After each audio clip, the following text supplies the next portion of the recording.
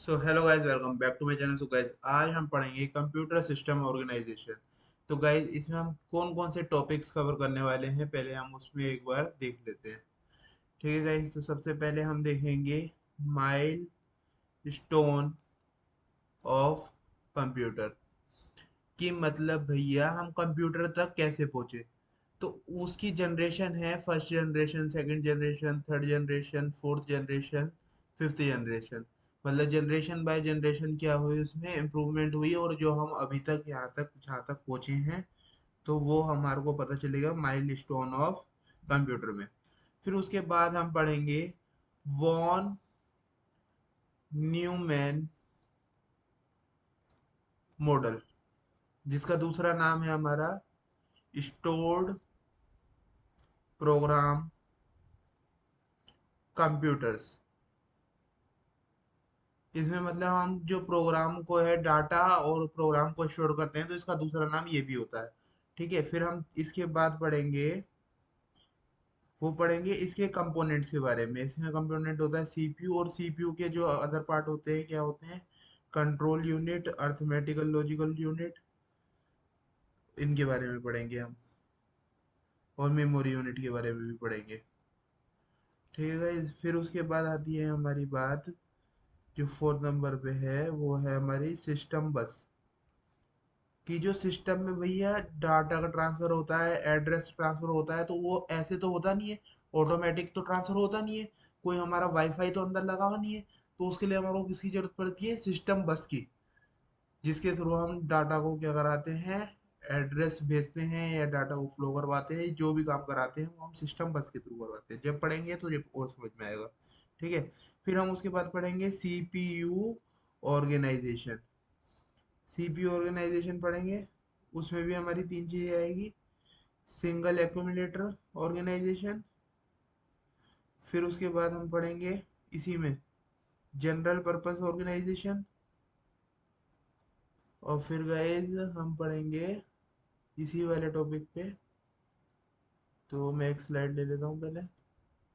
तो इसी टॉपिक में हम पढ़ेंगे सीपीयू ऑर्गेनाइजेशन में दो और देख लिए हमने, कौन कौन से, सिंगल एक्यूमुलेटर और दूसरा जनरल पर्पस रजिस्टर ऑर्गेनाइजेशन। फिर इसी में थर्ड हमारा आएगा स्टैक ऑर्गेनाइजेशन। स्टैक वो होती है, आपको पता है, पुश पॉप करवाते हैं। पुश मतलब डालना, और पॉप मतलब निकालना। ठीक है ना। तो जब हम देखेंगे तो जब आपको समझ में आएगा, तो ये हम देखेंगे। फिर इसके बाद गाइज हम देखेंगे सिक्स नंबर पे, क्या देखेंगे, कि कंप्यूटर आर्किटेक्चर और जी कंप्यूटर ऑर्गेनाइजेशन, इन दोनों में डिफरेंस क्या है। ठीक है, तो गाइज यही सब चीजें हम समझने वाले हैं। पहले माइलस्टोन के बारे में देखेंगे, फिर वॉन न्यूमन मॉडल के बारे में देखेंगे, फिर हम सिस्टम बस के बारे में देखेंगे, फिर उसके कंपोनेंट के बारे में देखेंगे, सीपीयू जो है, और सीपीयू के कम, अरे नहीं, सिस्टम बस के बारे में देखेंगे। फिर उसके बाद हम सीपीयू ऑर्गेनाइजेशन के बारे में देखेंगे। तो उसमें तीन चीजें आती है, single accumulator, general purpose accumulator, और हमारा स्टैक ऑर्गेनाइजेशन, जिसमें पुश पॉप देखेंगे हम। और फिर उसके बाद हम देखेंगे कंप्यूटर आर्किटेक्चर और कंप्यूटर ऑर्गेनाइजेशन में डिफरेंस क्या है। ठीक है, तो अब टाइम ना वेस्ट करते हुए हम टॉपिक को स्टार्ट करते हैं। ठीक है, सबसे पहले हम देख रहे हैं mile stone of computers. Computer तक हम कैसे पहुंचे, कैसे कैसे उसमें डेवलपमेंट हुई। तो हम इसमें क्या है, डेवलपमेंट हुई जो हमारी, वो कैसे हुई जनरली, किस किस कैसे हुई, डिफरेंट डिफरेंट जनरेशन में, अलग अलग जनरेशन में उसमें बढ़ोतरी होती रही, डेवलपमेंट होती रही। तो first generation, second generation, third generation, fourth generation, fifth generation, ये टोटल फाइव जनरेशन है। कैसे कैसे उसमें डेवलपमेंट हुई, तो फर्स्ट जनरेशन के बारे में हम सबसे पहले देखते हैं।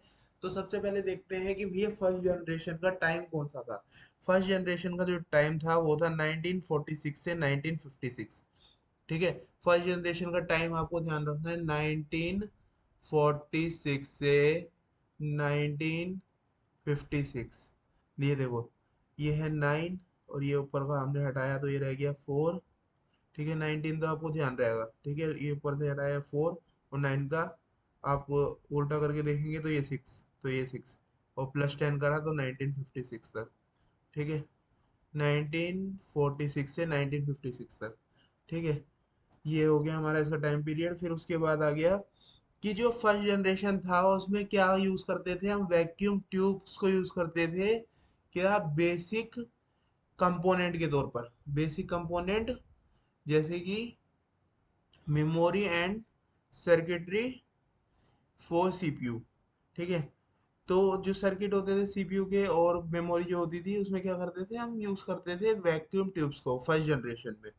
और क्या होता था, ये ट्यूब्स जो होती थी लाइक हमारी इलेक्ट्रिक ट्यूब्स, उस वो क्या करती थी, बहुत ज़्यादा हीट प्रोड्यूस करती थी। हीट प्रोड्यूस करती थी तो वो उस वजह से क्या होती थी, बहुत ज़्यादा एक्सपेंसिव होती थी। और जो बहुत अमीर अमीर लोग हैं, लार्ज ऑर्गेनाइजेशन पे जो काम करते हैं, तो वो ही हमारे क्या कर पाते थे, उसे बाय कर पाते थे, ले पाते थे। ठीक है, और जो हर कोई इसे अफोर्ड नहीं कर पाता था, तो इसे अफोर्ड बस वही कर पाते थे जो लार्ज ऑर्गेनाइजेशन में होते थे, मतलब जो अच्छे खासे पैसे वाले लोग होते थे, तो वो ये अफोर्ड कर पाते थे इसमें। ठीक है, और इसमें क्या क्या होता था, इसमें punch cards, paper tapes and magnetic tapes, ये सारे यूज यूज होते थे किसमें, इनपुट आउटपुट डिवाइसेस के लिए। इनपुट आउटपुट डिवाइसेस के लिए क्या यूज होते थे, punch card, paper tapes, magnetic tapes were used was used as input and output devices. ठीक है, और इस जनरेशन में क्या था, कंप्यूटर में जो यूज होती थी लैंग्वेज, वो किस लैंग्वेज होती थी, प्रोग्रामिंग लैंग्वेज। जो मशीन कोड होता था वो कैसे होता था, प्रोग्रामिंग लैंग्वेज के तौर पे, मतलब उसमें उस टाइम पे प्रोग्रामिंग लैंग्वेज यूज होती थी एज अ मशीन कोड। ठीक है, फिर आया हमारे पास सेकंड जनरेशन। सेकंड जनरेशन का जो टाइम पीरियड था वो टाइम पीरियड था 1956 से 1965। ठीक है, फर्स्ट जनरेशन का टाइम पीरियड क्या था, 1946 से 1956। और दूसरा हमारे पास आ गया अब सेकंड जनरेशन, इसका टाइम है देखो 56 से स्टार्ट हुए और इसका अपोजिट 56 को उल्टा, यहाँ 6 यहाँ पर आ गया, 5 यहाँ आ गया, तो क्या हो गया 65। देखो ये याद हो गया।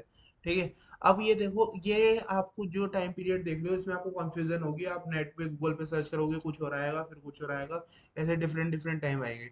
तो आपको क्या लिखना है, जब भी ये लिखना है तो इसके बगल में आपको अप्रोक्स वर्ड का भी यूज करना है, तो आपके नंबर भी पेपर में नहीं कटेंगे और आपको याद भी हो जाएगा। कि जैसे कि ये 56 का अपोजिट 65, और यहाँ पर 10 बढ़ाया हमने, 10 बढ़ाया तो फर्स्ट जनरेशन को याद हो गया 46 से 56। ठीक है ना, तो फिर अब देखते हैं, देखो उसमें जो हमारा बेसिक कंपोनेंट था फर्स्ट वाले में क्या था हमारा, वैक्यूम ट्यूब।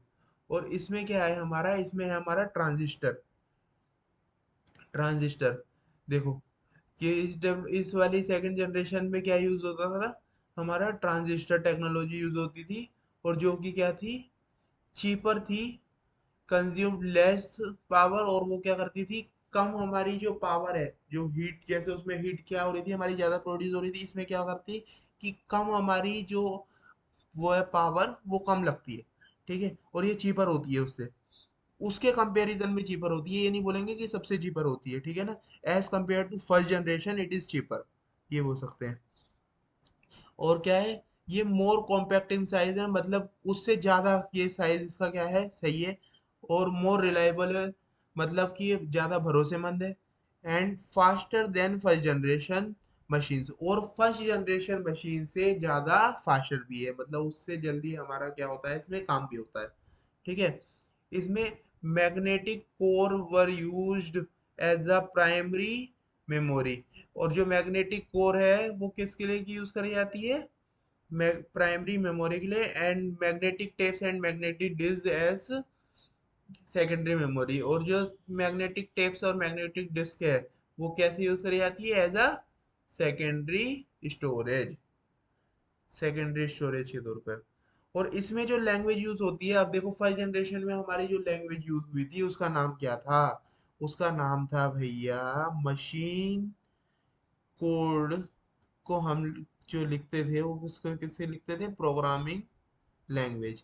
ठीक है, अब सेकंड जनरेशन की बात आई तो इसमें जो हमारी लैंग्वेज यूज होती है असेंबली लैंग्वेज, और दूसरा उसका नाम क्या होता है, high level language. Assembly language and high level language, जैसे कि फोर्ट्रैन, कोबोल, और ये दोनों क्या होती थी, यूज होती थी, फोर्ट्रैन और कोबोल। अब आई थर्ड जनरेशन की बारी। थर्ड जनरेशन की बारी आई तो गाइज इसमें क्या हुआ, इसमें जो टाइम पीरियड था वो था 1965 से 1971। ठीक है, 1965 से 1971। देखो 65 और फिर क्या करा हमने, 6 यहाँ आ रहा है तो 6 ही और ऐड कर दिया, 65 में 6 ऐड करेंगे तो 71। ठीक है, थर्ड जनरेशन में। तो थर्ड जनरेशन में टाइम पीरियड ये हो गया, और आप ऐसे भी याद कर सकते हैं, थर्ड जनरेशन में आए, थर्ड मतलब थ्री, थ्री का डबल सिक्स, तो सिक्स और ऐड कर दिया इसमें। ठीक है, तो इसका टाइम पीरियड ये हो गया। और थर्ड जनरेशन में जो हमारा क्या था, जो हमारा यूज होता था वो क्या होता था, कोर एलिमेंट जो हमारा यूज होता था वो कौन सा होता था, इंटीग्रेटेड सर्किट। अब इंटीग्रेटेड सर्किट मतलब क्या होता है, जो एक सिंगल इंटीग्रेटेड सर्किट में बहुत सारे क्या होते हैं, हमारे ट्रांजिस्टर होते हैं। अब देखो सबसे पहले में हमने पढ़ा कि वैक्यूम ट्यूब होता है, दूसरे में हमने पढ़ा कि ट्रांजिस्टर होता है, तीसरे में हमने पढ़ा कि इंटीग्रेटेड सर्किट होता है, मतलब एक ही सर्किट में क्या बहुत सारे ट्रांजिस्टर लगाए हुए होते हैं। ठीक है, रजिस्टर्स होते हैं, कैपेसिटर्स होते हैं, जिसके साथ क्या होता है, जो हमारा सर्किट है वो एसोसिएट होता है, मतलब जुड़ा हुआ होता है। ठीक है, और इस डेवलपमेंट में क्या हुआ कि जो साइज था वो क्या था, छोटा था। जो साइज था छोटा था, हम ये नहीं बोलेंगे कि ये सबसे छोटा साइज था, हम ये बोलेंगे in this generation the size was smaller as compare to first and second generation. ठीक है ना, और ये क्या था, रिलायबल था एंड इफेक्ट एफिशिएंट था, रिलायबल एंड एफिशिएंट था। ठीक है, और क्या था इसमें, जो जो हमारी प्रोग्रामिंग लैंग्वेज यूज होती थी वो कौन कौन सी होती थी, हाई लेवल लैंग्वेज कौन सी होती थी, फोर्ट्रैन 224 और कोबोल और बेसिक एल्गो 68। ये हमारी लैंग्वेज यूज होती थी इस जनरेशन में। देखो अब ये इतना आ गया, तो अब हम चलते हैं फोर्थ जनरेशन में। फोर्थ जनरेशन का जो टाइम पीरियड था 1971 से 1985 तक, जो टाइम पीरियड था इसका, और इसमें जो यूज होता था हमारा very large scale integrated circuit होता था यूज। और very large scale integrated circuit, देखो फर्स्ट वाले में हमने क्या देखा, वैक्यूम ट्यूब्स, वैक्यूम ट्यूब्स, और फिर हमने देखा गाइस, क्या देखा, ट्रांजिस्टर, ट्रांजिस्टर्स। फिर उसके बाद हमने देखा गाइस, क्या देखा, हमने देखा कि उसके बाद इंटीग्रेटेड सर्किट।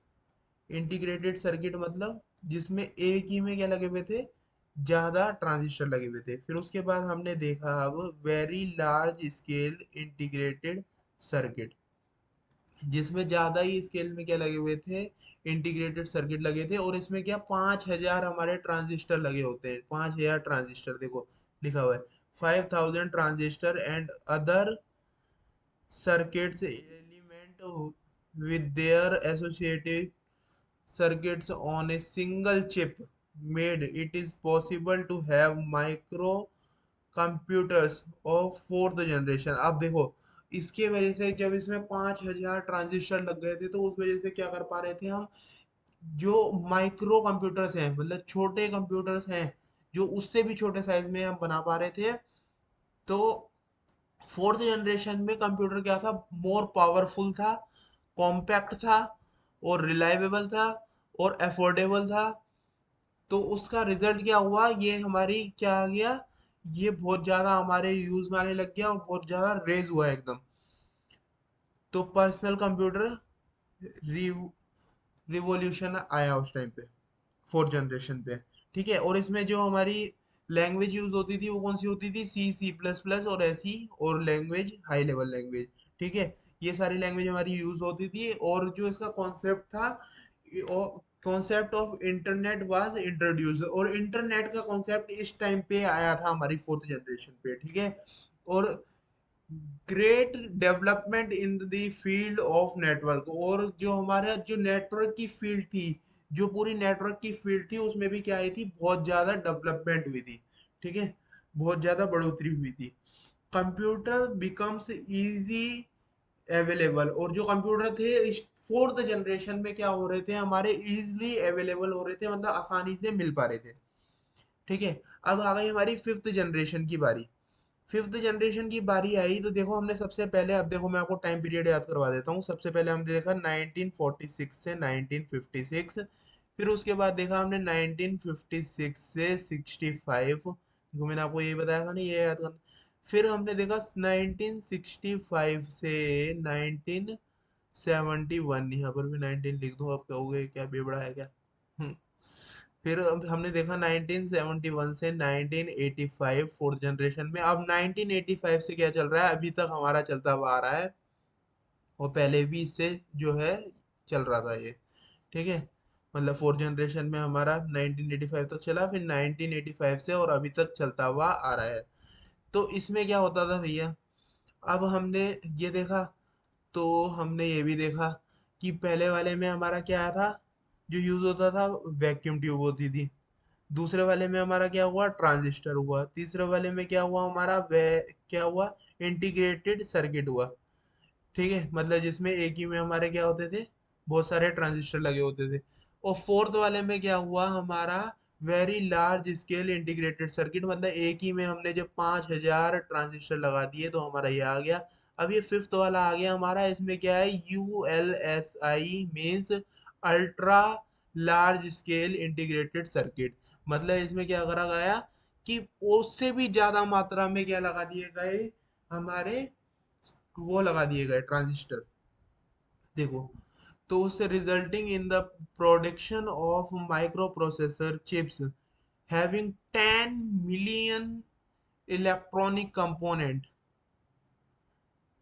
तो उसमें क्या हुआ, 10 मिलियन इलेक्ट्रॉनिक कंपोनेंट क्या करे गए, एक माइक्रो प्रोसेसर चिप में रखे गए। तो फिर उसके बाद क्या है, ये दो पॉइंट क्लियर हुए। तो फिर आते हैं हम थर्ड पॉइंट में, this generation is based on parallel processing hardware and AI software. और ये जो जनरेशन थी उसमें क्या करा गया, यूज करा गया पैरेलल प्रोसेसिंग हार्डवेयर और आर्टिफिशियल इंटेलिजेंस सॉफ्टवेयर को। ठीक है, तो और फिर आ गई हमारा ये फोर्थ पॉइंट क्या है, the computers of fifth generation had highly capable and large memory capacity. All the high level language like C, C++, Java, .NET, etc are used in this generation। मतलब इस जनरेशन में जो हमारे computer थे वो highly capacity के साथ थे, मतलब उसमें कैपेबिलिटी जो थी, उसकी कैपेबिलिटी बहुत ज़्यादा थी।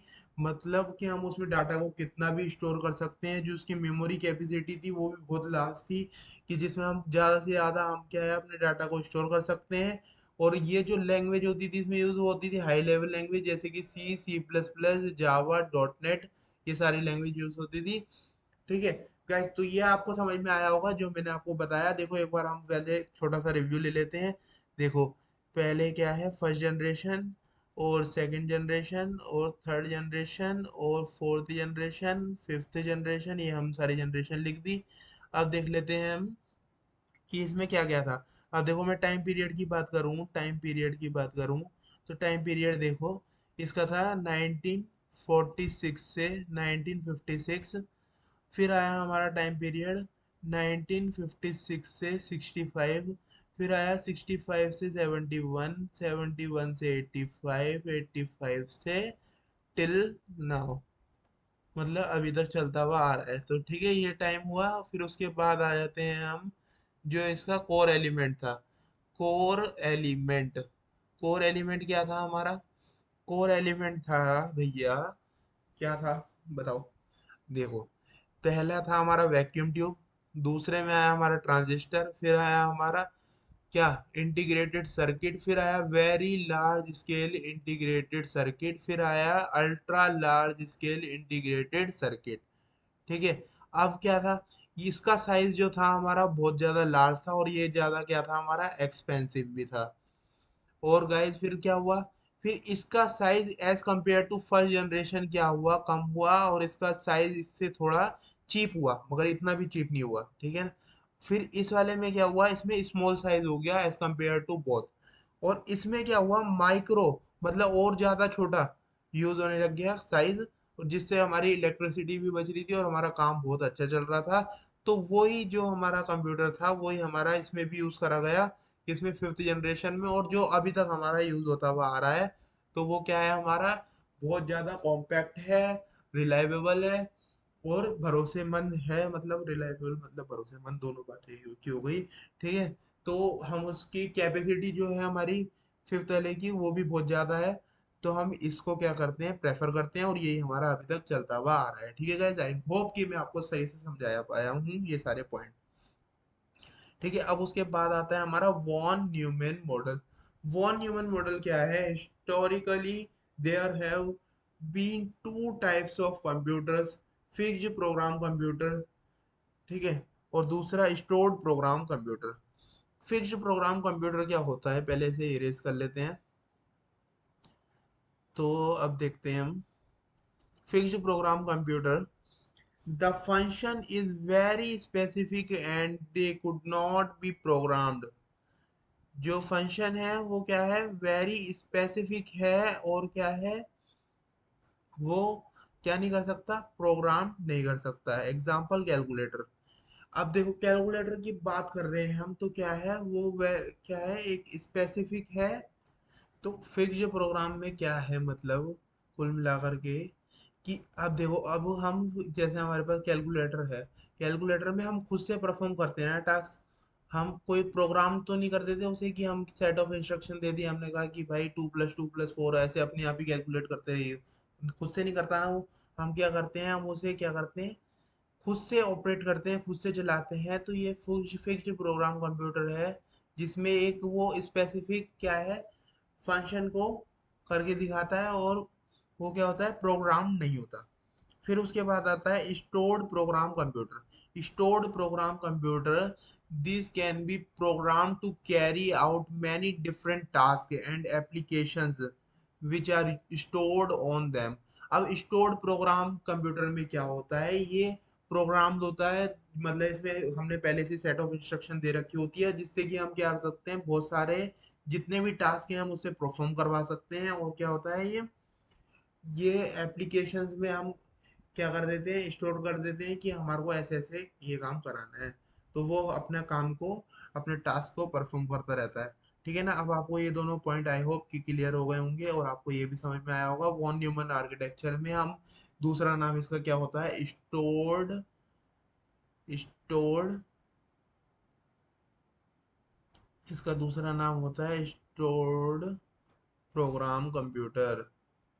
स्टोर्ड प्रोग्राम कंप्यूटर, इसके दो नाम होते हैं, वॉन न्यूमन मॉडल और स्टोर्ड प्रोग्राम कंप्यूटर। तो इसमें क्या नाम है, क्या है, हम प्रोग्राम को क्या करते हैं और डाटा को क्या करते हैं, स्टोर करते हैं, इसलिए इसका नाम रखा गया है दूसरा, स्टोर्ड प्रोग्राम कंप्यूटर। ठीक है, तो अब ये देख लेते हैं वॉन न्यूमन स्टार, जो वॉन न्यूमन मॉडल है वो कब आया था हमारा, 1945 में आया था, और किसके द्वारा आया था, जॉन वॉन न्यूमन के द्वारा, इसीलिए इसका नाम क्या रखा गया है, वॉन न्यूमन मॉडल। ठीक है, नहीं तो इसका नाम डायरेक्ट हम ये भी रख सकते थे, स्टोर्ड प्रोग्राम कंप्यूटर। तो इन्होंने यही बताया कि हम जो कंप्यूटर है उसमें अपने जो प्रोग्राम है, डाटा है, उसे हम कैसे स्टोर कर सकते हैं। अब देखिए क्या है, ये फर्स्ट पॉइंट आपको समझ में आया कि कब आया था, 1945 में आया था, किसके द्वारा आया था, जॉन वॉन न्यूमैन के द्वारा आया था। ठीक है, फिर उसके बाद क्या है, stored program concept introduced by John von Neumann, ये हमारे को ऊपर ही समझ में आया कि ये जो कॉन्सेप्ट था प्रोग्राम को क्या करने का, प्रोग्राम को और डाटा को स्टोर करने का, वो किसके द्वारा आया था, von Neumann, John von Neumann के द्वारा। ठीक है, और फिर क्या है, तो इसमें क्या करते हैं, हम स्टोर करते हैं प्रोग्राम को, किस कॉन्सेप्ट से, प्रोग्राम्स एंड डाटा को हम स्टोर करते हैं सेपरेट स्टोरेज यूनिट में, जिसका नाम क्या होता है, मेमोरी, और and are treated the same, और उसे क्या करते हैं, हम एक ही उसमें ट्रीट करते हैं। अब ये देखो, ये है हमारा क्या है, ये इनपुट, ये आउटपुट, ये सीपीयू, सीपीयू के ये जो पार्ट्स हैं, control unit, arithmetical logical unit, registers. ठीक है, ये इनपुट, ये आउटपुट, और ये सारे क्या हो गए, सीपीयू के कंपोनेंट्स हो गए। ठीक है, तो ये समझ में, तो इसमें भैया जब हमारे को ये सारी चीजें दिख रही है, तो हमारे को ये भी दिखना चाहिए कि मेमोरी यूनिट भी है। जब तक हमारे पास मेमोरी नहीं होगी, आपके मोबाइल में मेमोरी नहीं होगी स्टोर करने के लिए, तो आप डाटा को स्टोर कहाँ से करोगे, स्टोर करने के लिए कुछ चाहिए ना, जो आपकी एप्लीकेशन है उसे कहाँ स्टोर करोगे, जब आपके फोन में मेमोरी नहीं होगी, स्पेस ही नहीं होगा। तो मेमोरी की तो बहुत ज्यादा रिक्वायरमेंट है। तो उन्होंने यही बताया है जो हम मेमोरी है, मेमोरी में हम दोनों चीज को स्टोर कर सकते हैं, डाटा को और दूसरा प्रोग्राम को। डाटा और प्रोग्राम को दोनों को हम किस में स्टोर कर सकते हैं, प्रो मेमोरी में, यूनिट में स्टोर कर सकते हैं। ठीक है। और this design is still used in most computer, और ये जो डिजाइन है, यही डिजाइन क्या बहुत सारे कंप्यूटर में अभी तक यूज होता हुआ आ रहा है। ठीक है। It is also called as IAS। IAS भी इसे बोलते हैं, मतलब Institute for Advance Study. Institute for Advance Study बोलते हैं इसे। ठीक है ना। इसका दूसरा नाम मतलब ये भी है कि हम बोलते हैं इंस्टीट्यूट फॉर एडवांस स्टडी। ये नाम आए तो घबराए ना, समझ जाए। तो क्या है, this model computers architecture design consist of, और इस मॉडल में क्या, कंप्यूटर आर्किटेक्चर में क्या क्या चीजें थी हमारी, ये तीन चीजें थी, control unit, arithmetical logical unit और रजिस्टर्स। ये किसके अंदर आ गए, हमारे सीपीयू के अंदर। तो फर्स्ट क्या है हमारा, सीपीयू। फिर दूसरी हमारी क्या दिख रही है, ये मेमोरी यूनिट। ठीक है। फिर हमारे को क्या दिख रहा है, ये हमारा इनपुट के लिए, ये आउटपुट के लिए, तो ये हमारी चीजें आ गई। तो इस मॉडल के अंदर हमारे को क्या क्या देगा, देखो सबसे पहले आपको याद रखना है von Neumann model. Von Neumann model का देखो, मैं आपको एक स्लाइड ले लेते हैं हम, फिर देखते हैं। देखो सबसे पहले आपको याद रखना है न्यूमैन वॉन न्यूमन मॉडल लिख लो। ठीक है। या वॉन न्यूमन आर्किटेक्चर भी लिख सकते हैं। ठीक है। या आप क्या लिख सकते हैं, स्टोर्ड प्रोग्राम्स कंप्यूटर्स। ठीक है। तो इसके आप ये तीन नाम भी याद रख सकते हैं। और फिर क्या है, फिर आपको देखो ये पॉइंट है कि आपको ये कि मतलब इंट्रोड्यूस किसने करा था, जॉन वॉन न्यूमैन। ठीक है। जॉन वॉन न्यूमैन ने इसका क्या करा था, इंट्रोड्यूस करा था। और कब करा था, 1945 में करा था। और इसमें बताया क्या गया था कि जो हमारी मेमोरी है, मेमोरी में क्या कर सकते हैं, हम दो चीज को स्टोर करके रख सकते हैं, डाटा को और किसे, प्रोग्राम को। ठीक है। डाटा और प्रोग्राम को हम टुगेदर मतलब एक साथ क्या कर सकते हैं, स्टोर कर सकते हैं इन मेमोरी। मेमोरी के बिना देखो, हम मैंने आपको एग्जांपल दिया है कि मोबाइल है आपका, लैपटॉप है, लैपटॉप में भी जब तक आपकी मेमोरी नहीं होगी, ठीक है, तो आप क्या डाटा को स्टोर कैसे करोगे। ठीक है। तो उसके लिए हमारे को जरूरत होती है किसकी, मेमोरी की। तो मेमोरी की का मेन कंपोनेंट है इसे, ये इसमें आपका मेनली जो फोकस है वो किस पे है, इसी पे है। और फिर हमने क्या देखा, हमने देखा कि हम इसको क्या बोलते हैं, दूसरा नाम होता है इसका IAS। IAS मतलब इंस्टीट्यूट, इंस्टी, ये स्पेलिंग में mistake, institute for Advance Study. Institute for Advance study. तो ये आपका क्या है, इसका दूसरा नाम है। इसको हम ये भी बोलते हैं। और फिर क्या है, इस मॉडल में हम क्या क्या चीजें आई हमारे पास, सीपीयू आया। सीपीयू के कंपोनेंट्स क्या होगा, control unit, arithmetical logical unit और मेमोरी यूनिट। ठीक है। ये होगा सीपीयू के कंपोनेंट। और फिर इसमें आया है दूसरी चीज, इनपुट आउटपुट डिवाइसेस। और इसमें आया हमारा, क्या आया हमारा, मेमोरी यूनिट। मेमोरी यूनिट इसे अलग ही रखते हैं, और यहाँ हम इसको इसमें नहीं लगाते। ठीक है। इसमें हम क्या देखेंगे, इसमें हम देखेंगे कि अर्थमेटिकल लॉजिकल यूनिट और सीपीयू और क्या हो गया, रजिस्टर्स। रजिस्टर्स के बारे में भी जब हम पढ़ेंगे तो आपको समझ में आएगा। तो ठीक है, ये वॉन न्यूमन आर्किटेक्चर में आपको मैंने रिवाइज भी करवा दिया, बता भी दिया यहाँ पर, जैसे मैंने आपको यहाँ पर ये रिवाइज करवाया था। तो आई होप कि आपको मेरा समझाया समझ आ रहा होगा। समझ आ रहा होगा तो आगे और समझते हैं। ठीक है। अब देखो, अब इसमें हमने देखा सीपीयू, आईओ डिवाइसेस और ये सब जो हमने कंपोनेंट्स है कि कुछ भी देखा, तो हम इसे वन बाय वन स्टडी करते हैं। तो सीपीयू क्या है, सीपीयू क्या है, देखो इसमें इसके नाम से ये हो रहा है, सेंट्रल प्रोसेसिंग यूनिट, मतलब इसमें प्रोसेसिंग का कुछ तो काम होगा। ठीक है। तो ये क्या करता है, the part of the computer system that performs the bulk of data processing operations is called CPU। CPU क्या करता है, जो बल्क में जो बहुत सारा हमारा डाटा होता है वो क्या करता है, उसे प्रोसेस करता है। कि क्या उसमें जो भी ऑपरेशन होती है उसे क्या करता है, प्रोसेस करता है। उसे क्या बोलते हैं हम, सीपीयू, सीपीयू क्या है? ये एक पार्ट है कंप्यूटर सिस्टम का जो परफॉर्म करता है, जो काम करता है, क्या करता है, bulk of bulk of data को प्रोसेस करता है, उसमें ऑपरेशंस करता है, उसको बोलते हैं हम सीपीयू। और the central processing unit can also be defined as the electric circuit responsible for executing the instruction of the compiler program. ठीक है, इसको हम ये भी बोल सकते हैं।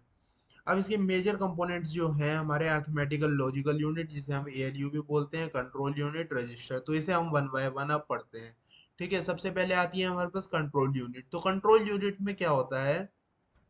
अब देखो सीपीयू में क्या हो गया, सीपीयू में आपका हो गया bulk of data, bulk of data क्या हो गया, प्रोसेस हो गया। ठीक है, ये परफॉर्म करता है बल्क ऑफ डाटा प्रोसेस। ठीक है, और तो अब हमारा देखो डाटा को प्रोसेस ये कर लेगा। अब उसके बाद देखो यहाँ दो लोगों की लड़ाई हो रही है, दो लोगों की लड़ाई हो रही है। तो जब तक तुम्हारा पता है मामला गर्म है तो लड़ाई होती रहेगी एक दूसरे में।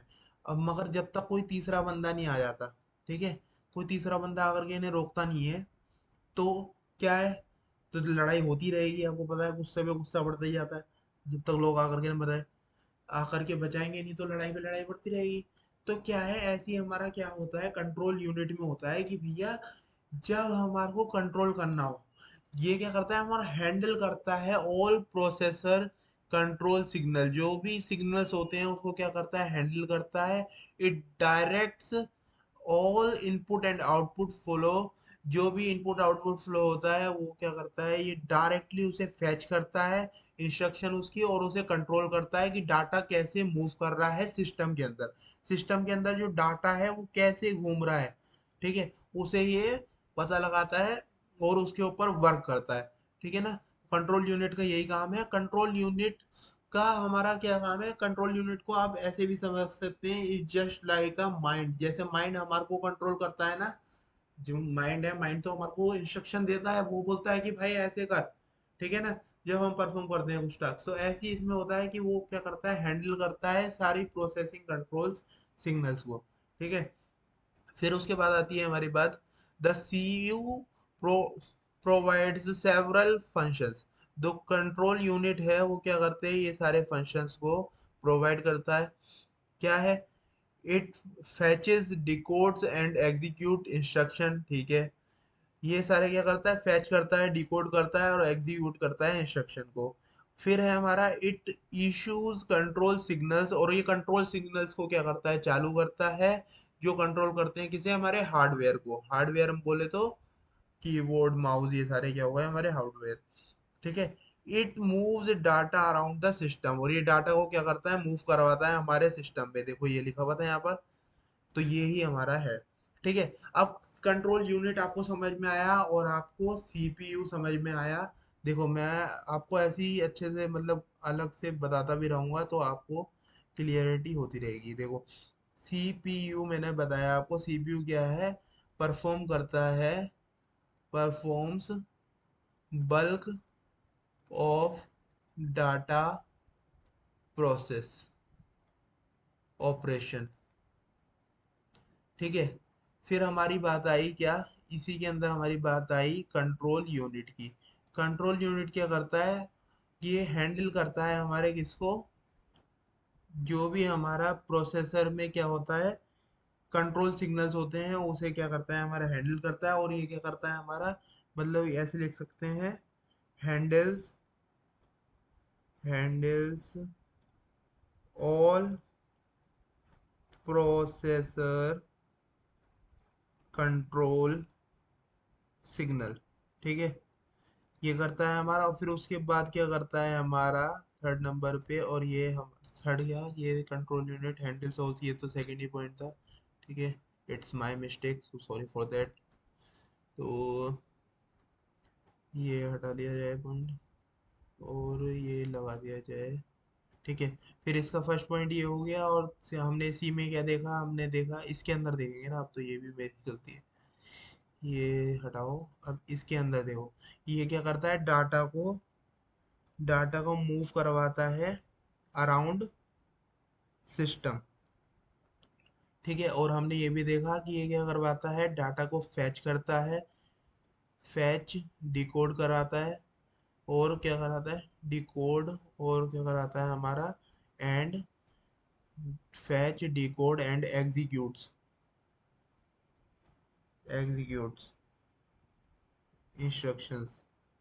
तो ये काम कराता है। ठीक है, आपको सीपीयू समझ में आया और ये कंट्रोल यूनिट समझ में आया, तो अब हम सेकंड कंपोनेंट देखते हैं।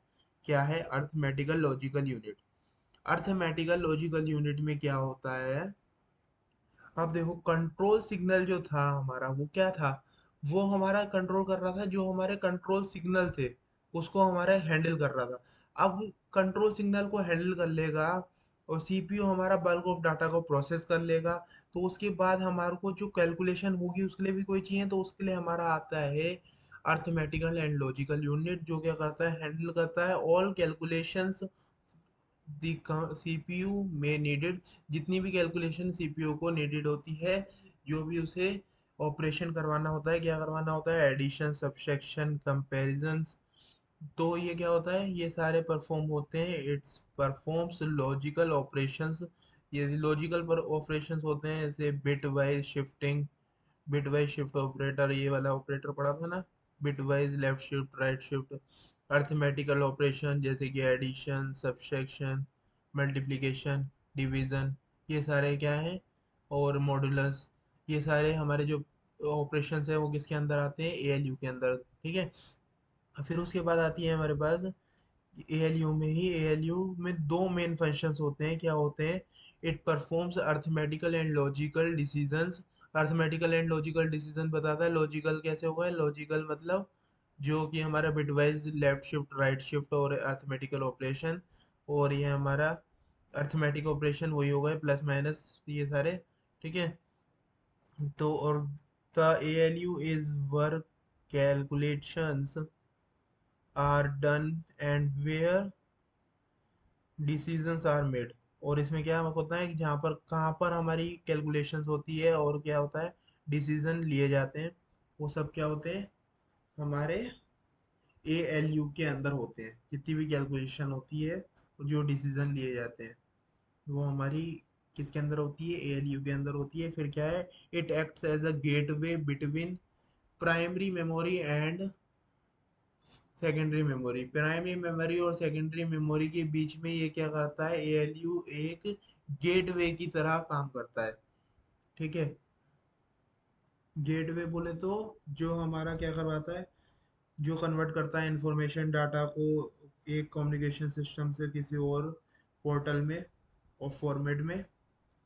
तो ऐसे ही क्या होता है, ये क्या करता है, हमारा जो भी है हमारी क्या कैलकुलेशन को, इन सबको परफॉर्म करता है, और क्या करता है, data transfer between them passes through the ALU. जो डाटा ट्रांसफर होता है वो किसके थ्रू होता है, एएलयू के थ्रू होता है, एएलयू से पास होता हुआ जाता है, ये कह सकते हैं। ठीक है गाइज, तो ये समझ में आया, तो अब हम आगे देखते हैं रजिस्टर्स के बारे में। रजिस्टर्स क्या होते हैं, तो रजिस्टर्स क्या होते हैं गाइज, रजिस्टर है एक small amount of high speed memory, जो कि क्या होती है, सीपीयू के अंदर होती है। अब देखो, ये सीपीयू है हमारा, सीपीयू में क्या होती है हमारी यहाँ, ये छोटी छोटी छोटी छोटी, मतलब इसका साइज भी बहुत स्मॉल होता है, और क्या होती है कि हाई स्पीड होती है, मतलब बहुत जल्दी क्या करती है, डाटा को हमारा प्रोसेस करती है। अब प्रोसेसर तो हमारा सीपीयू है ही, मगर ये क्या करती है, हमारी जो छोटी छोटी हमारी स्मॉल स्मॉल इंस्ट्रक्शन होती है उसको जल्दी से क्या कर देती है, प्रोसेस कर देती है। तो और इससे हमारा काम क्या हो जाता है, इजी हो जाता है। और ये क्या होती है, इसकी ये हमारी टेम्पररी मेमोरी होती है। कोई पूछे ये कैसी मेमोरी होती है, तो ये हमारी टेम्पररी मेमोरी होती है, मतलब जो हमारी जो इंस्ट्रक्शन है, जो हमारी परफॉर्म हो रही होती है ड्यूरिंग प्रोसेसिंग, जब हो रहा होता है हमारा काम, तो डाटा को यहाँ रखा जाता है टेम्परेरी, मतलब कुछ ही सेकंड के लिए, कुछ मिनट के लिए, ऐसे ही बस टेम्परेरी उसी टाइम के लिए। देखो अब वही लिखा हुआ है जो मैंने आपको बताया है, कि इसमें क्या होता है कि processor to store small amount of data. इस प्रोसेसर में क्या होता है, स्मॉल अमाउंट का डाटा जो होता है वो इसमें स्टोर हो जाता है ड्यूरिंग प्रोसेसिंग के टाइम पे, बस ज़्यादा टाइम के लिए नहीं, बस प्रोसेसिंग के टाइम पे। जैसे कि नेक्स्ट इंस्ट्रक्शन का क्या है, एड्रेस स्टोर कर ले, कि नेक्स्ट इंस्ट्रक्शन जो परफॉर्म होने वाली है उसका क्या कर ले, एड्रेस स्टोर कर ले। देखो जो परफॉर्म होने वाली है इसने क्लियर कर दिया, इसका मतलब क्या है, वो टेम्पररी कर रहा है, ठीक है, डाटा को स्टोरेज। ठीक है, अब ये क्या है, द करंट इंस्ट्रक्शन, जो अभी की जो इंस्ट्रक्शन है जो होने वाली है एग्जीक्यूट, उसे स्टोर कर ले उसका। ठीक है, द रिजल्ट ऑफ कैलकुलेशन, जो रिजल्ट है कैलकुलेशन के वो हमारे स्टोर कर ले। ठीक है, अब देखो ये डिफरेंट डिफरेंट टाइप के होते हैं तो हम ये समझते हैं वन बाय वन। तो सबसे पहला है हमारा एक्यूमुलेटर। एक्यूमुलेटर क्या है, ये इंटरमीडिएट होता है, मतलब ये बीच में, बीच में मतलब जो हमारी अर्थमेटिकल एंड लॉजिकल जो ऑपरेशन होती है, जो वो परफॉर्म हो रही होती है, तो इंटरमीडिएट उसे बीच में, जैसे हम बफर होता है ना, बफर आपने पढ़ा होगा बफर, तो बफर में क्या करते हैं हम, टेम्पररी स्टोर कर लेते हैं हम डाटा को, रख लेते हैं, और जब हमारा यूज होता है जब वैसे ही हम निकाल देते हैं। तो ऐसे ही हमारा क्या है, जब हमारी जो ऑपरेशन है अर्थमेटिक एंड लॉजिकल ऑपरेशन, उसे क्या करते हैं हम बीच में कहीं रखने के लिए हम कहाँ स्टोर करते हैं, एक्यूमुलेटर में। एक्यूमुलेटर में इंटरमीडिएट मतलब हम बीच में, बीच में हम क्या कर देते हैं, रख देते हैं। जब हमारे को रखना होता है किसी टाइम के लिए, कुछ सेकंड के लिए, मिनट के लिए, तो हम क्या कर देते हैं, इसमें रख देते हैं। अब प्रोग्राम काउंटर क्या है, ये हमारा एड्रेस स्टोर करता है नेक्स्ट इंस्ट्रक्शन का जो कि एग्जीक्यूट होने वाली है। ठीक है, program counter is the, it contains the address of next instruction that is to be executed, जो कि एग्जीक्यूट होने वाली है। फिर M A R, memory address register. Memory address register क्या है, this register holds the memory location of the data that needs to be access, जिसे access करने की हमें जरूरत है, जिस डाटा को हमें एक्सेस करने की जरूरत है उसका क्या करता है ये, उसकी मेमोरी लोकेशन को, मतलब उसके एड्रेस को क्या करता है ये, होल्ड करके रखता है। ठीक है, तो और ये क्या है, memory data register. Memory address हो गया, एड्रेस हो गया, तो एड्रेस में क्या करता है वो, जो भी हमारी क्या होती है डाटा, तो जो भी डाटा की हमारे को नीड होती है उसको एक्सेस करता है, और मेमोरी लोकेशन, उसको मेमोरी लोकेशन को होल्ड करके रखता है। ऐसी रजिस्टर की बात आई तो रजिस्टर में क्या होगा, रजिस्टर करके रखता है हमारा, क्या होल्ड करता है डाटा को, जो कि क्या हो रहा है, ट्रांसफर्ड हो रहा है, किससे, मेमोरी से, किस में, मेमोरी से हमारा ट्रांसफर हो रहा है डाटा, तो उसे क्या करता है ये, होल्ड करके रखता है। ठीक है, अब क्या है, current instruction register, C I R, current instruction register. Current instruction register क्या है, it consist in contains the current instruction during processing. अब प्रोसेसिंग के दौरान पे जो हमारे को इंस्ट्रक्शन चाहिए होती है उसको क्या करता है ये, उसको ये क्या करता है, होल्ड करके रखता है। It contains the current instruction during processing, processing के दौरान पे जो करंट इंस्ट्रक्शन होती है उसे क्या करता है ये, होल्ड करता है। ठीक है, कंटेन करता है, और उसके मतलब इंस्ट्रक्शन बफर रजिस्टर। अब बफर रजिस्टर क्या, अब बफर रजिस्टर जो है, the instruction that is not be executed intermediately is placed in the instruction buffer. अब देखो मैंने आपको यहाँ पर बफर का एग्जांपल दिया था, मैंने क्या बताया था, एक्यूमुलेटर में क्या रखा जाता है, अर्थमेटिकल लॉजिकल यूनिट जो होती है उसे हम बफर में कर देते, मतलब अर्थमेटिकल लॉजिकल यूनिट जो होते हैं उसे इंटरमीडिएट हमारे को रखना होता है, तो हम किसका यूज करते हैं, एक्यूमुलेटर का। तो ऐसी इंस्ट्रक्शन बफर रजिस्टर जो है उसमें क्या करते हैं हम, जो कि हमारी इंस्ट्रक्शन जो है एग्जीक्यूट नहीं होने वाली होती, तो उसे क्या करते हैं हम, कुछ टाइम के लिए हम क्या रख देते हैं, बफर में रख देते हैं कि बेटा तुम यहाँ पर रेस्ट करो। ठीक है, ऐसे ही हम क्या करते हैं एक्यूमुलेटर में करते हैं, एक्यूमुलेटर में हम अर्थमेटिकल लॉजिकल यूनिट को क्या करते हैं, स्टोर करा देते हैं कि भैया अभी तुम्हारा रेस्ट करने का टाइम है, तुम आराम से रेस्ट करो। ऐसी प्रोग्राम काउंटर क्या होता है, प्रोग्राम काउंटर नेक्स्ट इंस्ट्रक्शन का क्या रखता है अपने पास, एड्रेस स्टोर करके रखता है, एड्रेस को कंटेन करता है, स्टोर करना बोले कंटेन करना ये सही रहेगा। ठीक है, अब क्या है, memory address register M A R क्या है, जो क्या करता है, होल्ड करता है मेमोरी लोकेशन को, जो डाटा क्या है हमारे को नीड है एक्सेस करने की, जिस डाटा को हमारे को नीड है एक्सेस करने की उसे क्या करता है ये, उसका एड्रेस, उसके मेमोरी लोकेशन को क्या करता है, होल्ड करके रखता है। और मेमोरी डाटा रजिस्टर क्या है, जो होल्ड करता है डाटा को जो कि ट्रांसफर होने वाला है किससे, मेमोरी से। ठीक है।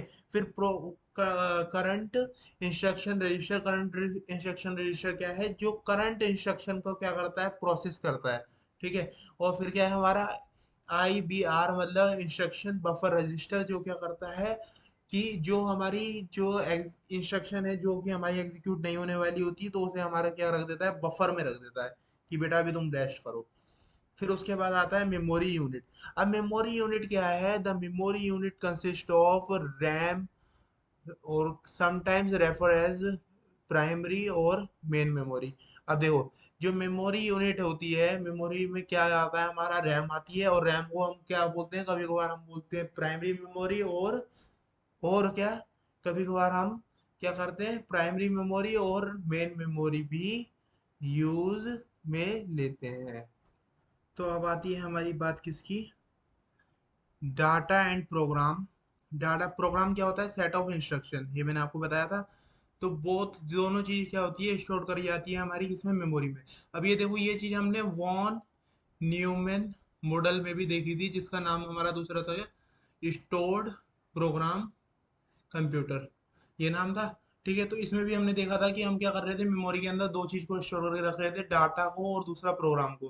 तो यहाँ पर भी यही बताया गया है कि मेमोरी के अंदर क्या करा जाता है, दो चीज को स्टोर करके रखा जाता है।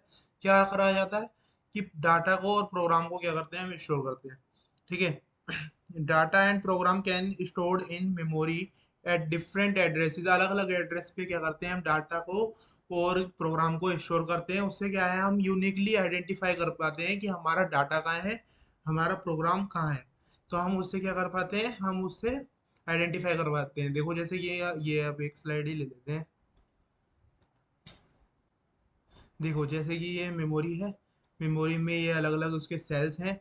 तो इसका हमने एड्रेस दे देते हैं 0 1 2 3, और फिर हम इसमें क्या करते हैं, एड्रेस डाटा और प्रोग्राम, इसे क्या करते हैं, स्टोर करते हैं। तो अब हम जैसे हम बात करेंगे जीरो एड्रेस की, तो हमारे को डायरेक्ट पता चल जाएगा, हम डायरेक्ट इसी लोकेशन पे पहुंचेंगे, वो बता देंगे इसमें डाटा क्या है और इंस्ट्रक्शन क्या है।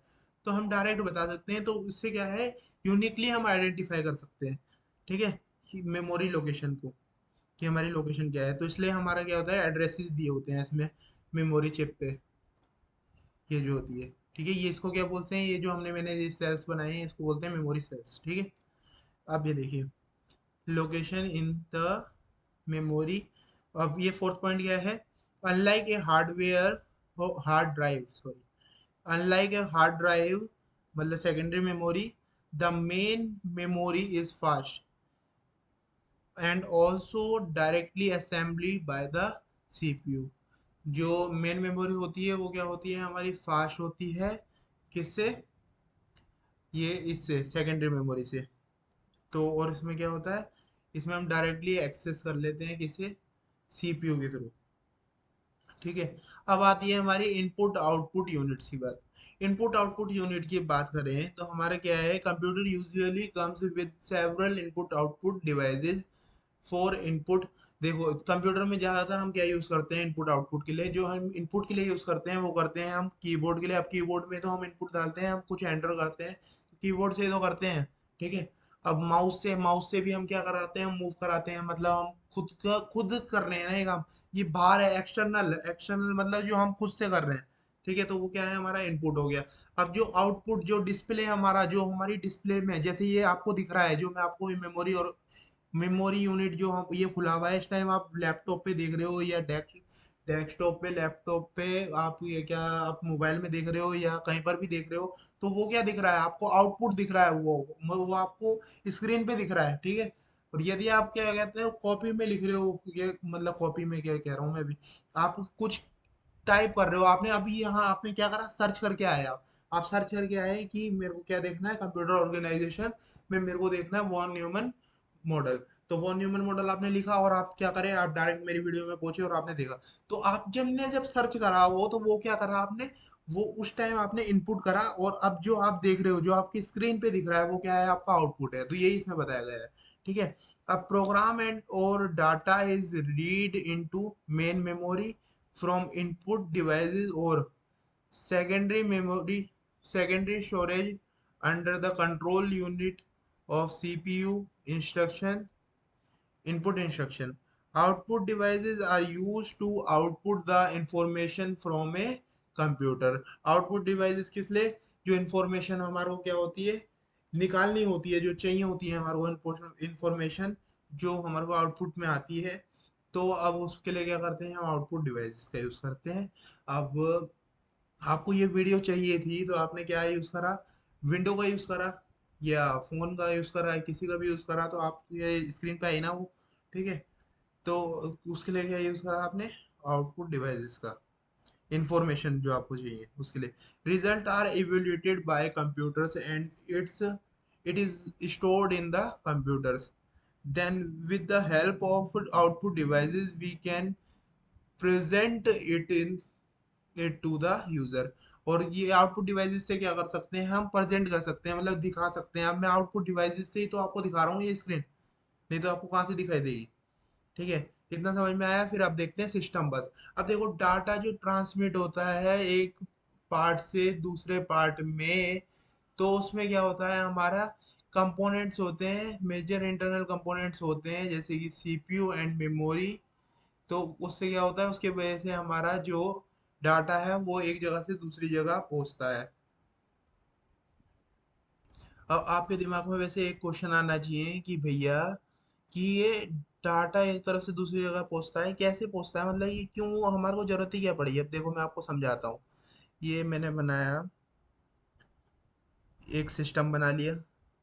एक सिस्टम में क्या होता है, हमारी यहाँ कुछ होती है हमारी इंस्ट्रक्शंस, मतलब मैंने कर दिया इंस्ट्रक्शन 1, इंस्ट्रक्शन 2, इंस्ट्रक्शन 3, ठीक है। और यहाँ पर क्या होता है हमारा, यहाँ पर होता है हमारा कंट्रोल यूनिट, रजिस्टर्स जो हमने पढ़े अभी, MAR, DAR, बहुत सारे पढ़े हैं हमने।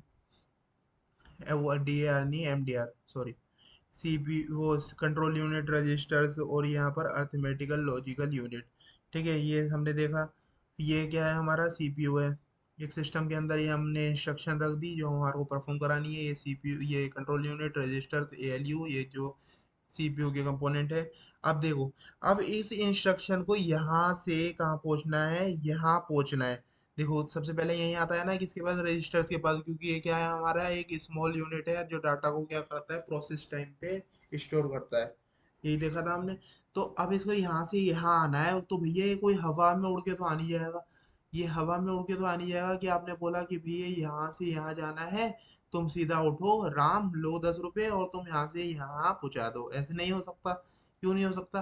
कोई सिस्टम के अंदर वाईफाई तो लगा हुआ नहीं है। सिस्टम के अंदर वाईफाई तो है नहीं जो एक जगह से दूसरी जगह डाटा देता है। तो इसके लिए क्या होता है, हमारा बसेस का यूज होता है, जिसका नाम दिया जाता है सिस्टम बस।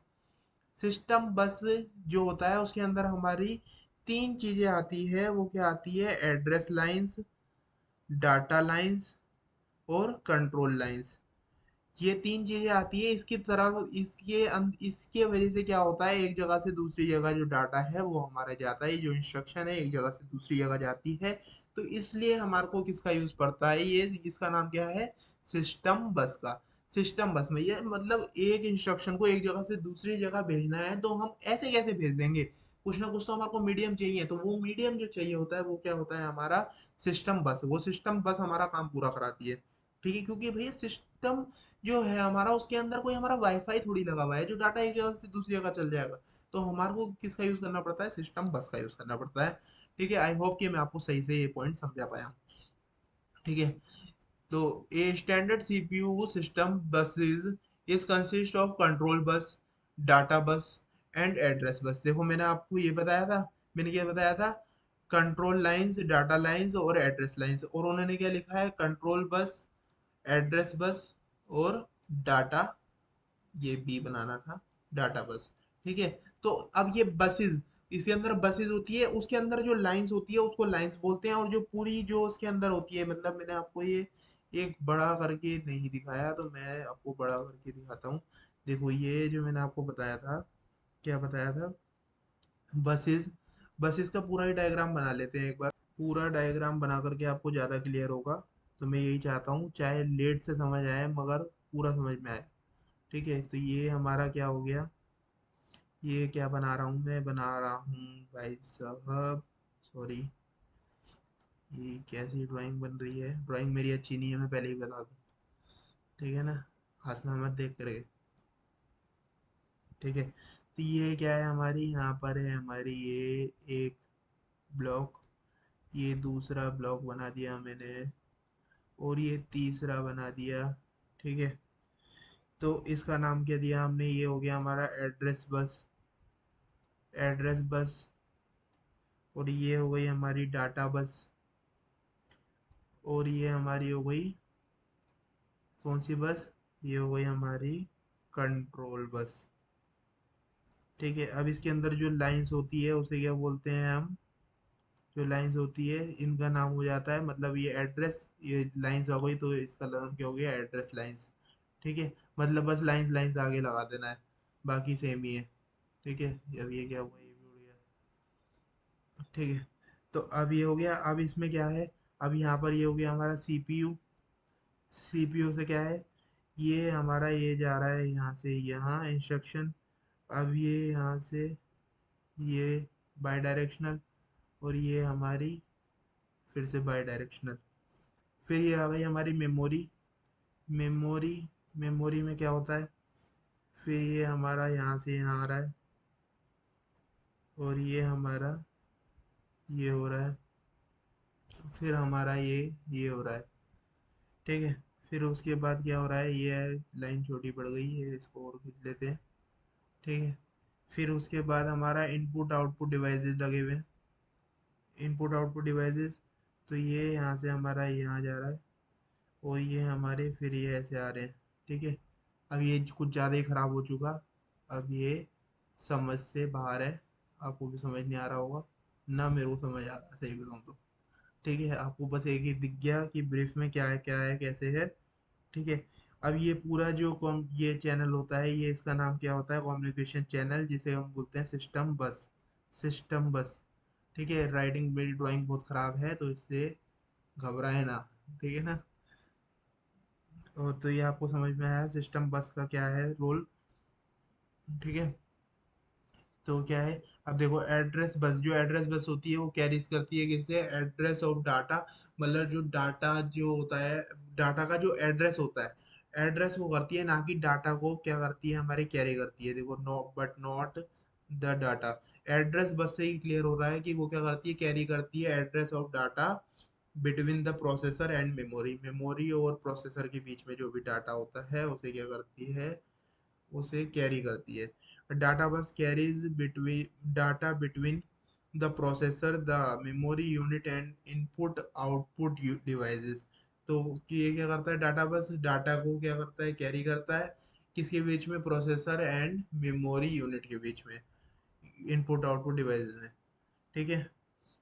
कंट्रोल बस क्या करता है, कंट्रोल बस कैरीज करता है हमारा signals commands from the CPU in the in order to control and coordinate all the activities within the computer, जितनी भी एक्टिविटी होती है कंप्यूटर के अंदर उसे क्या करता है, कंट्रोल सिग्नल के थ्रू, कंट्रोल बस के थ्रू कंट्रोल की जाती है, ठीक है।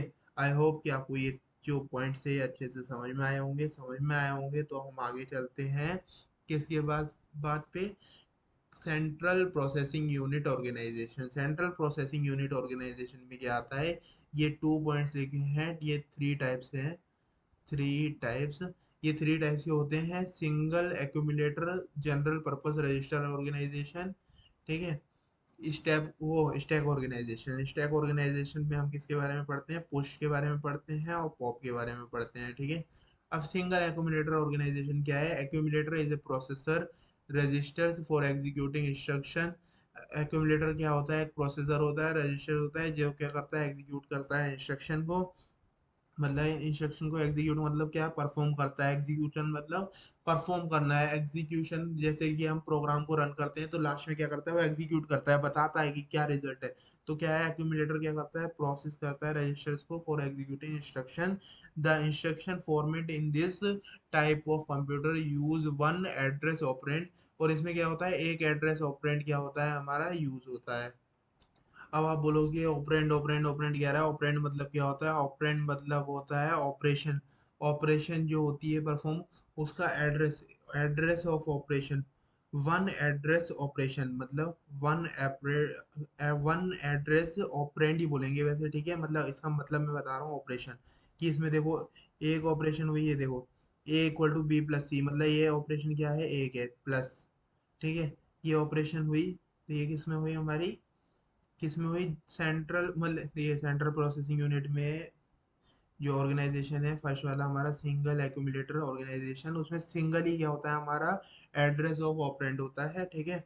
जैसे कि हमने ये देखा, तो ए इक्वल टू बी प्लस सी, तो इसमें क्या हुआ हमारा, इसमें हमारा कुछ ऐसा हुआ कि गाइस, इसमें एक ही एड्रेस की क्या पड़ी, नीड पड़ी, कि एक एड्रेस ऑफ ऑपरेंड मतलब ऑपरेशन, ठीक है। In single address instruction format all operands performed with and implied accumulator registers, ठीक है। The accumulator with hold operand to be used and output of the operation, और क्या होता है, आउटपुट आता है ऑपरेशन का, जो भी हम परफॉर्म करते हैं, जैसे एडिशन करा तो एडिशन बी प्लस सी, मतलब इसमें हमने ए इक्वल टू 2 + 3 लिखा है, तो ये इसमें क्या है, ए के अंदर क्या आ जाएगा, इसका एड्रेस आ जाएगा, मतलब इसकी वैल्यू आ जाएगी, क्या आ जाएगी, 5 आ जाएगी, मतलब आउटपुट आ जाएगा, ठीक है। तो ये होता है इसके अंदर। अब दूसरा आता है हमारा general register organisation. General register organisation में क्या होता है, it is more convenient and more effective, efficient to store temporary result in processor register। ये क्या है, ज़्यादा कन्वीनियंट है, और मोर क्या है, एफिशिएंट है, किस लिए, स्टोर करने के लिए, टेम्पररी स्टोरेज के लिए, ठीक है, प्रोसेसर रजिस्टर को। तो हमारे को मतलब रजिस्टर में कुछ भी स्टोर करना हो, तो उसके लिए क्या है, कन्वीनियंट है, और क्या है, एफिशिएंट है, और क्या है, when a large number of registers are included in CPU, it is more convenient, it is most effective to connect them through a common bus system.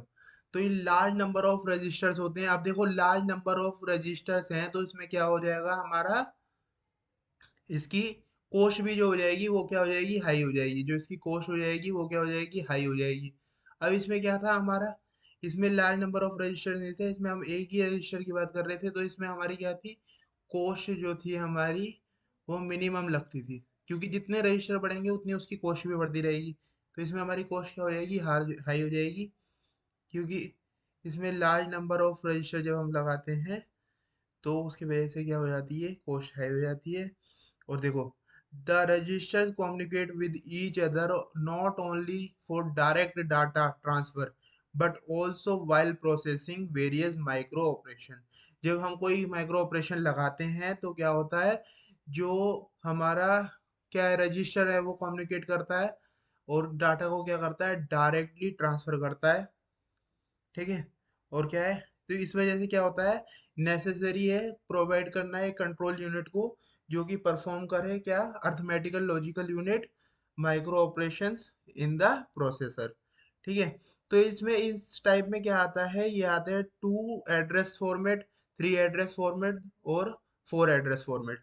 जैसे कि ये आ गया फर्स्ट हमारा 2 address format, it is the most common in commercial computer and depending on the particular system be used either the accumulator A0 for A1 to store the output। अब देखो output को जो हमारे को स्टोर करना है, इसमें क्या हो रहा था हमारा, जो हमने इससे पहले देखा, इसमें क्या हो रहा था हमारा, ऑप कोड मतलब ऑपरेशन कोड, मतलब जो हमारे को ऑपरेशन कराना है, उसे हम क्या कर रहे थे, इसमें हम क्या कर रहे थे, एक ही ऑपरेशन कर पा रहे थे, एक ऑपरेशन का एड्रेस जो है वो स्टोर कर पा रहे थे। मगर इस वाले में क्या होता है जनरल में, देखो इसमें 2 एड्रेस, 3 एड्रेस, 4 एड्रेस, मतलब एड्रेस का जो फॉर्मेट है, जो एड्रेस हमारे को स्टोर करवाना है, इसमें हम दो भी करवा सकते हैं, जैसे दो करवा रहे हैं तो हम क्या कर सकते हैं, ये लिख दिया हमने A0 A1, A0 का मतलब क्या हो गया, आउटपुट के लिए, A0 is the address of output, और A1 क्या हो गया, address of operand to be use, जो हमारे को ऑपरेंड यूज करना है, जैसे कि हमारे को यहाँ प्लस करना है,